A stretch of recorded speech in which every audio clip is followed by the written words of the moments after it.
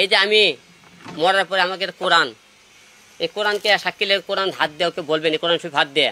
তুমি যে বলেছিলা যে আমি বারে যাই না কোনো দিন, তুমি কোরআন শরীফে বলো তো। বা এবং তুমি যে বলছো যে ভিডিওগুলো আমার বাবা হসপিটাল থাকে যে ভিডিওগুলো করছিল আগের ভিডিও, তুমি কোরআন শরীফ হাত দিয়ে বলো তো।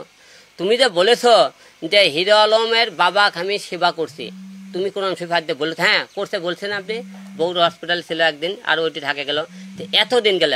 এবং তুমি যদি কোনোদিন বলো যে হিরো আলম অন্য কোনো মেয়ে বিয়ে করছে এবং মনে করেন তার কোনো মনে করেন সম্পর্ক আছে, এইরকম কোরআন শরীফ হাতত নিয়ে কোন মেয়েকে আমি বিয়ে করছি, কার সাথে আমার কোন খারাপ সম্পর্ক আছে, তুমি এই জিনিসটাকে তুলে ধরো।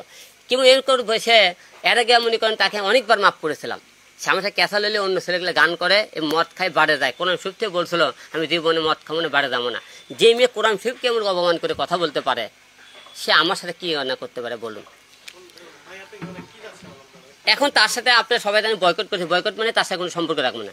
আমি ঢাকায় যাওয়ার পরে তার সাথে আমার সেপারেট হয়ে যাবে। আপনাকে আজকে এই কারণে আজকে আপনার ডাকার উদ্দেশ্য একটাই, যে সে যে বক্তব্যগুলো মানুষের সামনে দিতেছে উল্টো পাল্টা, সেগুলো প্রমাণ সহকারে দেয়।